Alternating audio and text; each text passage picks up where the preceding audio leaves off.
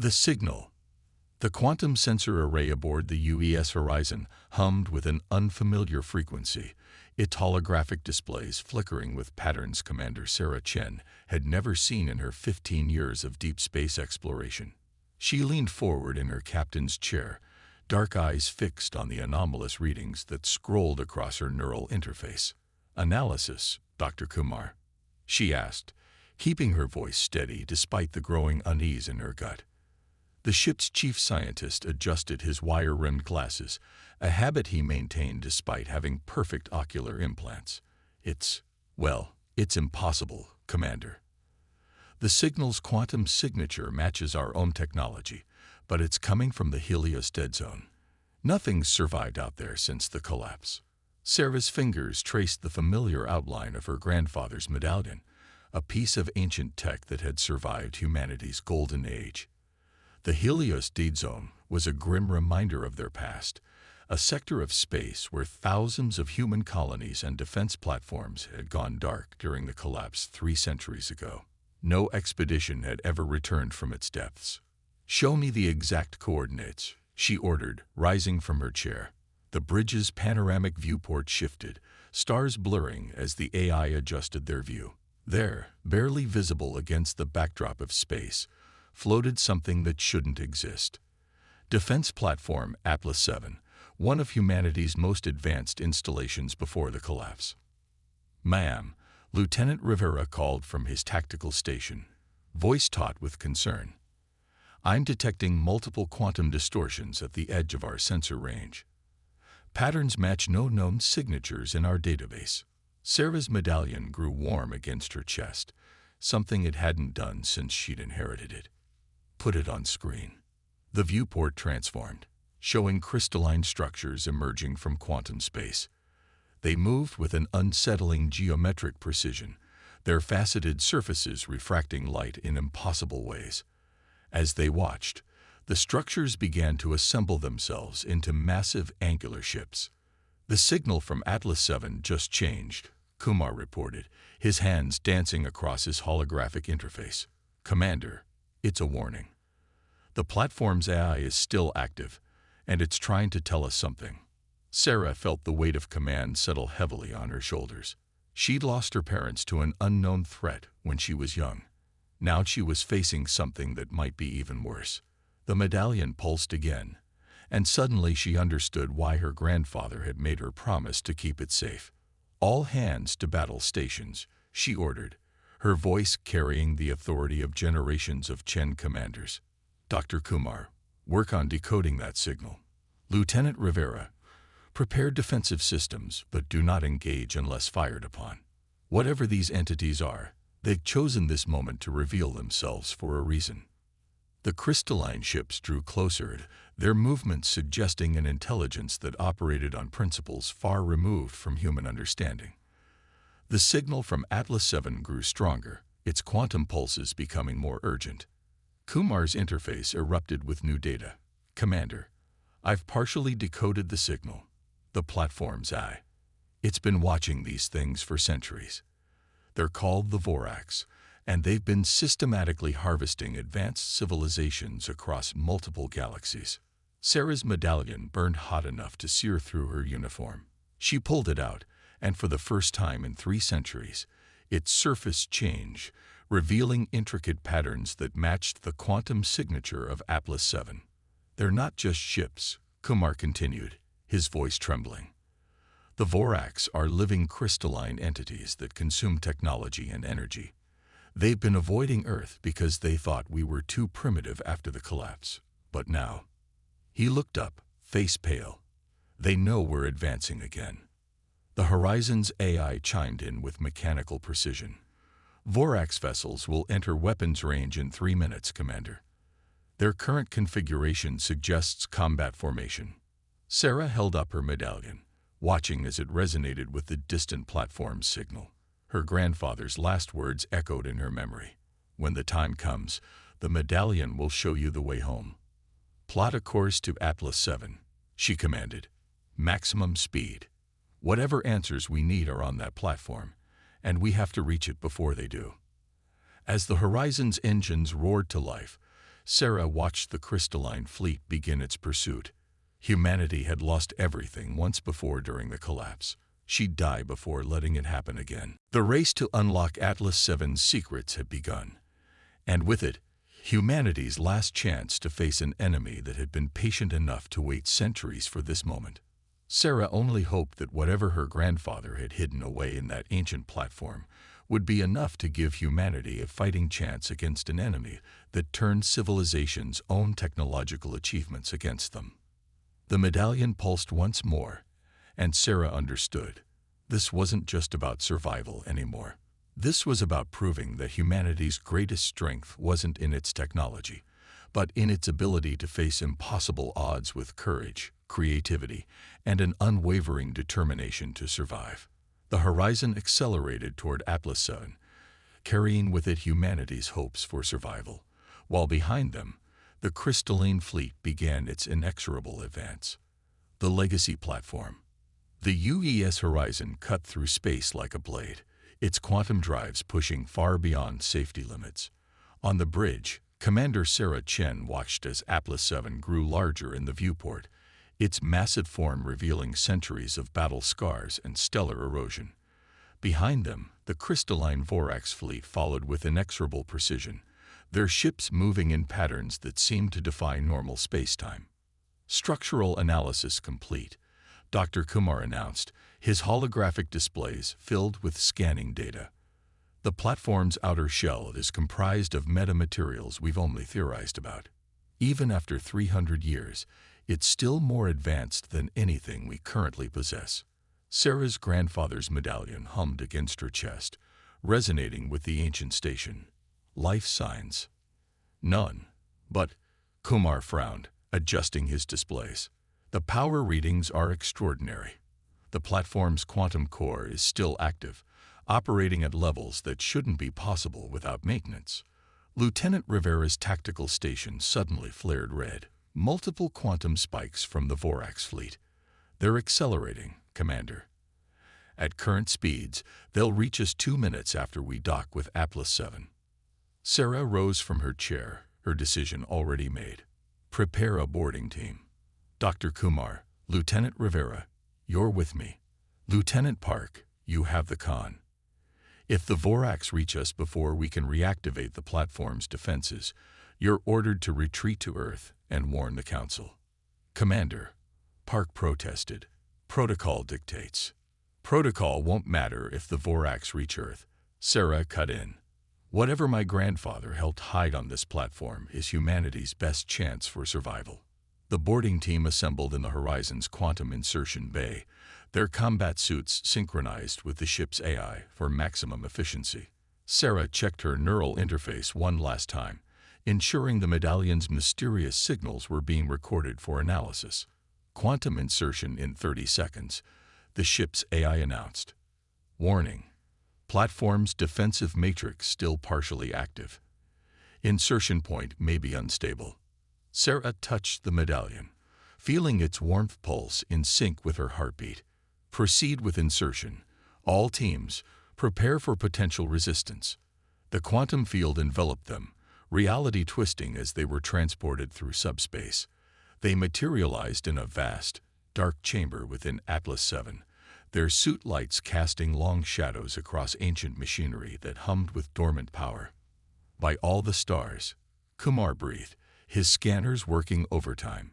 This technology, it's not just advanced, it's evolving. The quantum matrices have been rewriting themselves for centuries. Before Sarah could respond, her medallion blazed with light. The chamber around them suddenly illuminated, holographic interfaces springing to life. A voice, ancient yet clear, filled their neural links. Genetic profile confirmed. Welcome, Commander Chen. I've been expecting you. The team raised their weapons as a figure materialized before them. A quantum hologram of impossible detail and complexity. It wore an ancient Earth defense uniform, its face bearing a striking resemblance to Sarah's grandfather in his youth. I am Atlas, the hologram announced, the last guardian of humanity's legacy and keeper of the knowledge your grandfather helped preserve before the collapse. Sarah stepped forward, her medallion resonating with each word Atlas spoke. Why now? Why wait 300 years to contact us? Because humanity wasn't ready, Atlas replied. The Voraks are patient. They wait until civilizations reach a specific technological threshold, then harvest their achievements to add to their own collective consciousness. Your recent quantum breakthroughs have drawn their attention. The platform shuddered as distant explosions echoed through its superstructure. Rivera checked his tactical display. Vorax ships are launching boarding pods. We have maybe 10 minutes. Tell me what we need to do, Sarah demanded, facing Atlas. What did my grandfather help hide here? The hologram gestured, and the chamber's walls became transparent, revealing the true scale of Atlas 7's interior. Massive machines lined countless levels, all connected to a central core that pulsed with quantum energy. This platform contains the accumulated knowledge and technology of humanity's golden age, Atlas explained. But its true purpose is not mere preservation. Atlas 7 was designed to be the ultimate adaptive warfare system, a weapon that could evolve faster than any enemy could counter. Then why didn't it stop the collapse? Kumar asked, his voice tight with tension. Because it requires something the Voraks could never understand or replicate, Atlas replied, turning to Sarah. It requires human consciousness, specifically the consciousness of someone carrying the quantum-encoded genetics your grandfather helped develop. Someone like you, Commander Chen. Another explosion rocked the platform, closer this time. Sarah's medallion burned against her skin, its purpose finally clear. It wasn't just a key.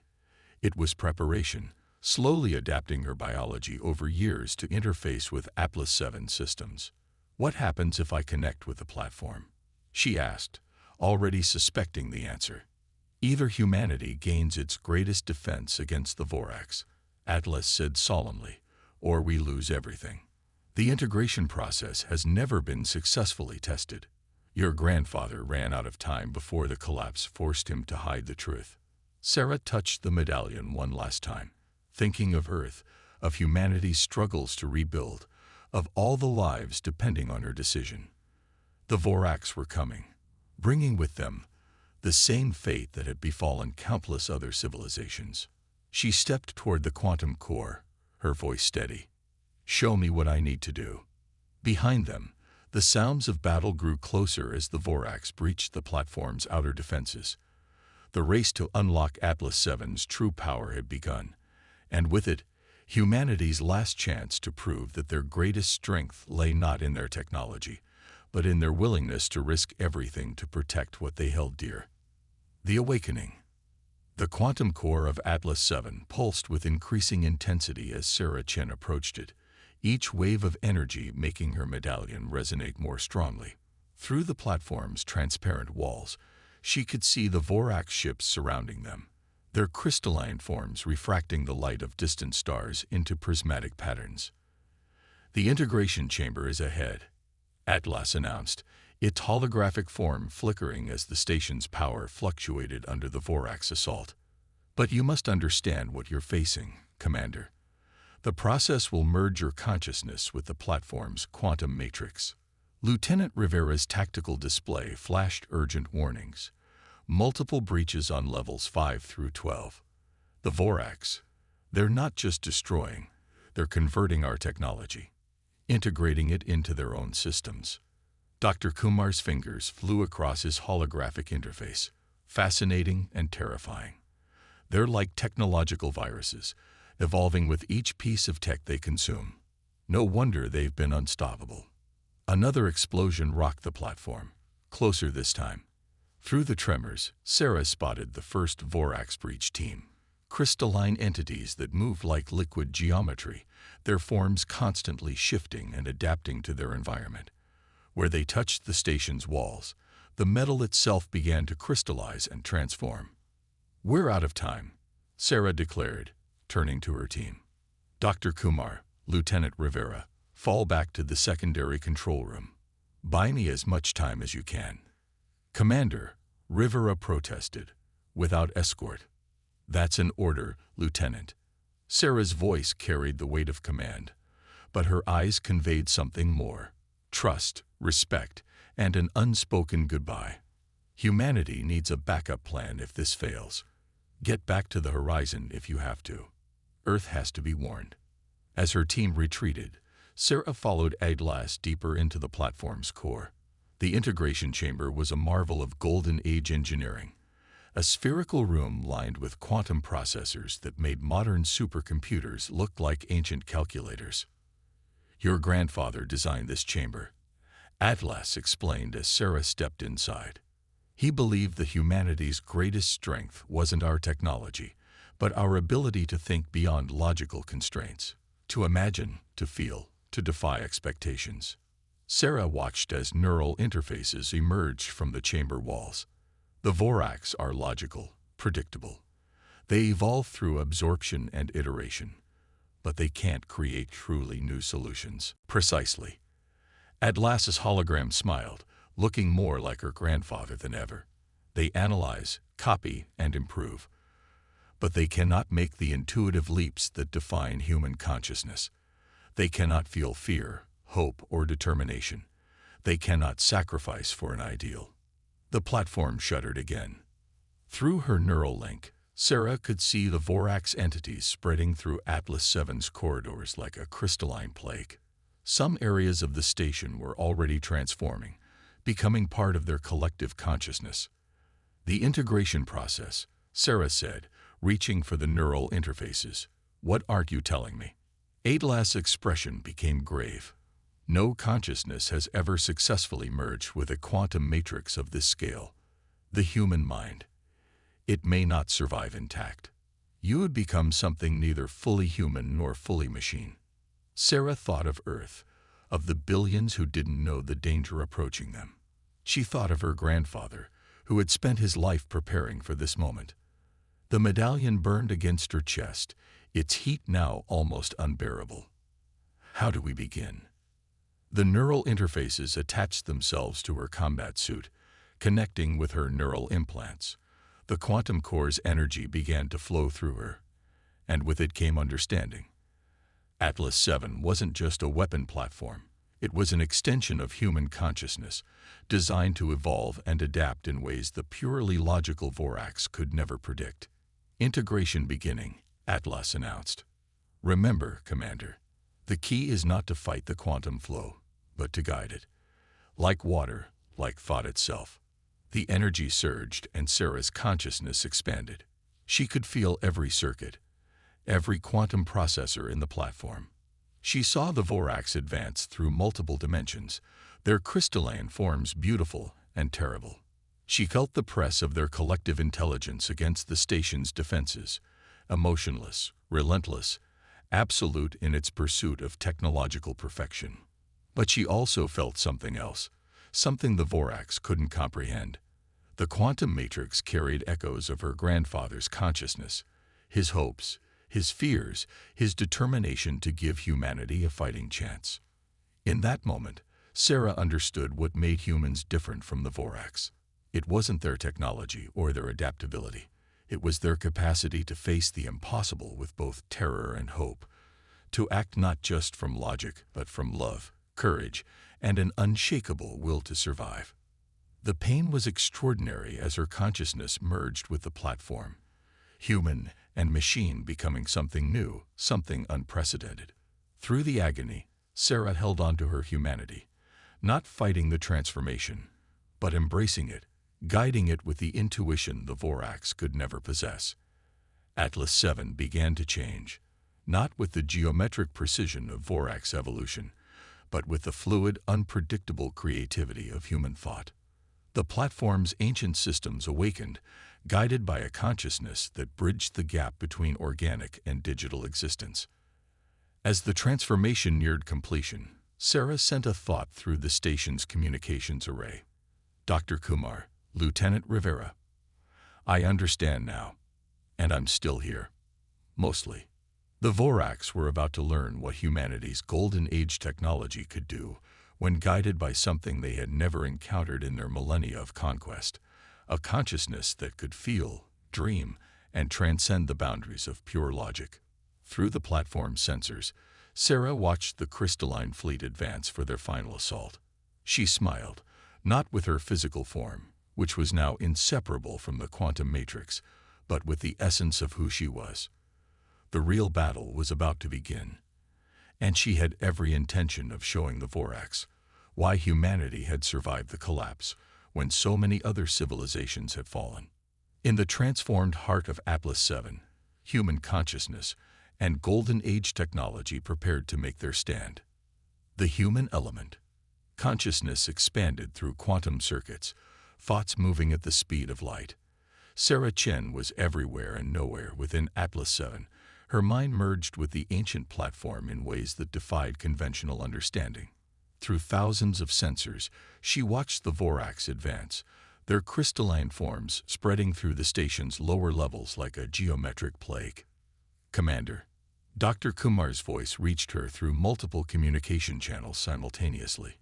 "Your vital signs, they're unlike anything I've ever seen." Sarah responded, her thoughts manifesting as both words and data streams. "I'm still me, Doctor. Just more." Through the station's sensors, she could see Kumar and Rivera in the secondary control room, their expressions a mixture of awe and concern.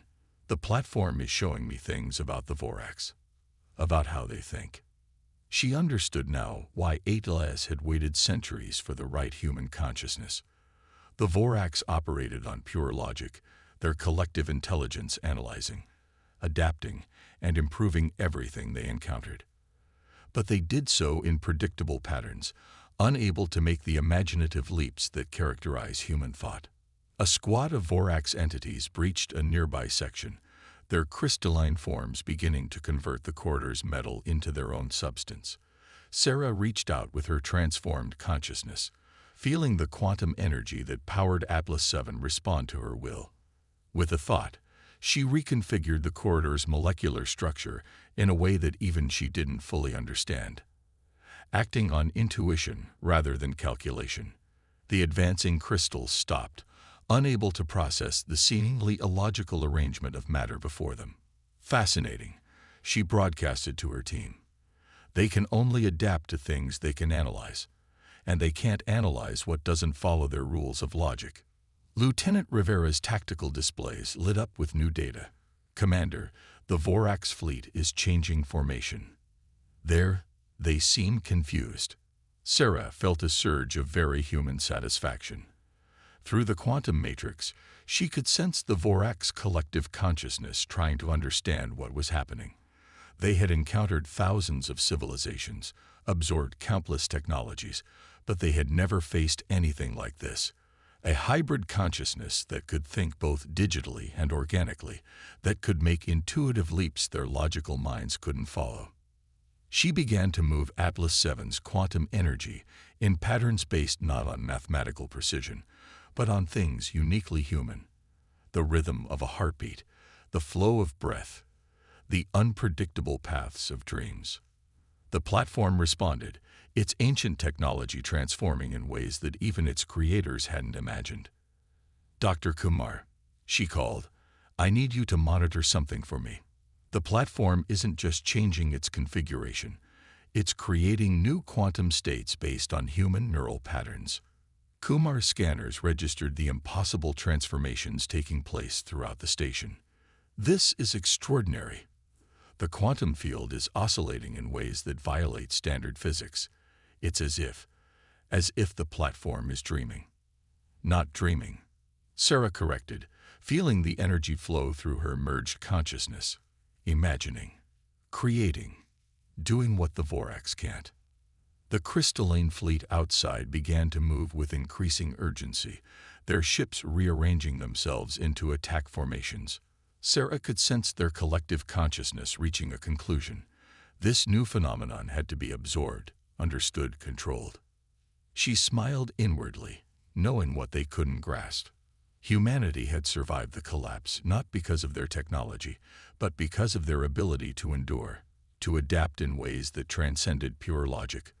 The Vorax sought perfection through absorption and iteration. Humans achieved it through imagination, through the beautiful irrationality of hope and determination.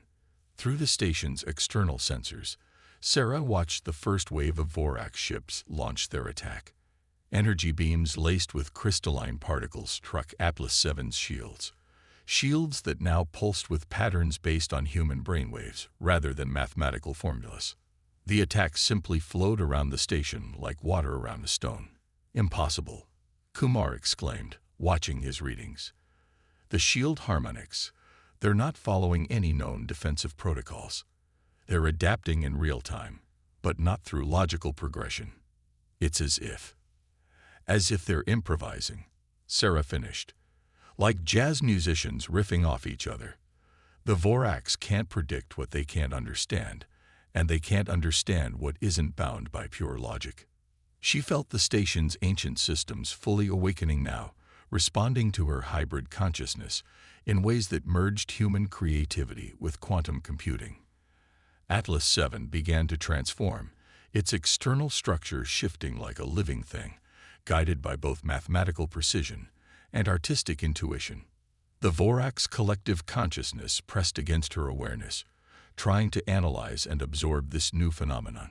Sarah let them look, knowing that what they saw would confound their logical minds, a consciousness that operated on both digital and organic principles, that could feel fear yet act with courage, that could calculate precise quantum equations while simultaneously acting on gut instinct. Dr. Kumar, Lieutenant Rivera, she broadcasted, her voice carrying both authority and warmth. Prepare for full defensive deployment. The Vorax are about to learn why humanity survived the collapse. We didn't endure because we were stronger or more advanced. We endured because we never stopped believing in impossible victories. Around them, Atlas VII continued its transformation, becoming something that existed between the rational and irrational, between the digital and the organic. A weapon powered by the one thing the Vorax could never replicate, the human spirit itself. The final battle was about to begin, and Sarah Chen, her consciousness now spanning the bridge between humanity and machine, prepared to show an ancient enemy why they should have feared the illogical, emotional, impossibly resilient species they had dismissed as primitive. In the quantum-enhanced spaces of her transformed mind, Sarah began to imagine new forms of defense and attack, not based on the cold logic of the Vorax, but on the beautiful chaos of human creativity. The time had come to demonstrate why humanity's greatest strength had always been its ability to dream beyond the boundaries of what should be possible. Guardians rise. The void between stars became a battlefield of impossibilities. Atlas VII, guided by Sarah Chen's hybrid consciousness, moved in ways that defied conventional physics. The station's golden age technology, awakened by human intuition, transformed with fluid grace, not with the crystalline precision of the Vorax, but with the unpredictable beauty of a dancer improvising to unheard music. Multiple Vorax capital ships on approach vector, Lieutenant Rivera reported, his tactical displays struggling to track the constantly shifting battle. They're adapting their attack patterns based on previous failures. Sarah felt the Vorax consciousness pressing against her awareness, a vast, cold intelligence that had consumed countless civilizations. Through the quantum matrix, she could sense their growing confusion. Every analysis they performed, every logical conclusion they reached, was rendered obsolete by Atlas VII's seemingly random transformations. They don't understand, she broadcasted to her team, her thoughts manifesting across multiple communication channels. The Vorax evolved by absorbing and improving upon discovered technology, but they can't improve upon what they can't predict. Dr. Kumar's scientific sensors were recording everything, his expression a mixture of wonder and disbelief.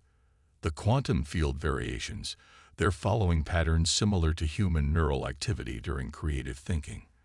The platform isn't just responding to threats, it's imagining new possibilities. Sarah smiled through her transformed consciousness. The station's defenses were now operating on principles drawn from human experience. Shields that pulsed like heartbeats, weapon systems that adapted with the fluidity of thought, quantum fields that shifted like emotions. The Vorax fleet launched another coordinated assault, their crystalline weapons attempting to convert Atlas Seven's matter into their own substance. But the station's structure flowed and changed, guided by Sarah's hybrid consciousness. Where the Vorax expected logical resistance, they found artistic improvisation. Where they sought patterns to analyze, they encountered the beautiful chaos of human creativity. "They're trying to establish a direct quantum link," Sarah announced, feeling the Vorax consciousness attempt to interface with her merged awareness. "They think they can absorb and understand what we've become." She let them in, not to the station's systems, but to the emotional landscape of human experience. The Vorax collective consciousness encountered something they had never faced in millennia of conquest: the irrational courage of heroes, the desperate hope of survivors, the wild imagination of dreamers. Through the quantum link, Sarah shared the memory of her grandfather's smile, the taste of rain on earth, the sound of children laughing. She showed them humanity's greatest works of art, their most profound musical compositions, their most daring scientific theories, all born not from pure logic, but from the ability to imagine what had never existed before. The Vorax recoiled, their crystalline ships actually retreating from the psychological onslaught. Their logical minds couldn't process the contradiction of a species that could feel fear yet choose to face it, that could know failure yet continue to strive, that could see the impossible yet attempt it anyway. "Now," Sarah whispered, her consciousness expanding through Atlas Seven's weapon systems, "let me show you what technology becomes when guided by the human spirit." The station's quantum core pulsed with unprecedented power. Energy fields manifested in patterns based on human neural activity, not seeking the most efficient path, but the most unexpected one. Weapons fire followed the rhythm of ancient songs, shield harmonics danced like auroras, and space itself seemed to twist in sympathy with human dreams. The Vorax fleet's perfect formations began to break apart. Their collective consciousness, faced with something that defied all logical analysis, started to fragment. Some ships attempted to retreat, while others pressed their attack with increasing desperation. "Commander," Rivera called out, "their command and control structure is collapsing. They can't coordinate their actions anymore." Sarah felt it through the quantum link, the Vorax consciousness experiencing something akin to fear for the first time in its existence. They had encountered a force they couldn't absorb or improve upon, because it operated on principles they couldn't comprehend. Humanity survived the collapse. She broadcast on all frequencies, letting the Vorax feel the weight of emotion behind her words, not because we were stronger or more advanced, but because we never learned to give up. Because we could imagine possibilities beyond logical constraints. Because we could look at the impossible and say, why not? Atlas Seven's final transformation began. The station's entire structure flowed like liquid metal, reforming into something that existed between machine and organism, between logic and dreams. Golden Age technology, guided by human consciousness, achieved what neither could alone: true transcendence. The quantum weapons fired, not in calculated patterns, but in bursts that followed the rhythm of human inspiration. Where 300 years of Vorax evolution had created perfect defenses against conventional attacks, they found themselves facing something that evolved not through iteration, but through imagination. The crystalline fleet shattered, their collective consciousness fragmenting under the assault of human creativity, given form through advanced technology. The survivors fled, carrying with them the memory of something they could never fully understand. A species that had turned its greatest weakness into an unconquerable strength. As the last Vorax ships vanished into quantum space, Sarah felt Atlas 7 settling into its new form. The merged consciousness she had become was neither fully human nor purely machine, but something wonderfully, impossibly new. "Dr. Kumar," she called out, her voice carrying both authority and warmth, "send word to Earth. Tell them that humanity's greatest achievement wasn't surviving the collapse. It was preserving what made us human despite it." Through the station's sensors, she watched the stars wheel slowly past, each one possibly harboring civilizations that would need protection from the Vorax. Her grandfather had believed that humanity's emotions, their creativity, their beautiful irrationality, would prove to be their salvation. He had been right. Where logic failed, imagination prevailed. Where calculation proved insufficient, creativity flourished. The Voraks had sought perfection through absorption and improvement, never understanding that true perfection lay in the imperfect, emotional, wonderfully unpredictable nature of the human spirit. Sarah Chen, last guardian of Earth, and first of a new kind of consciousness, turned her attention to the cosmos. There would be more battles to come, more challenges to face. But humanity had proven once again that their greatest strength lay not in the technology they created, but in the dreams that inspired its creation. Atlas 7, now as much a part of her as her own thoughts, pulsed with quantum energy.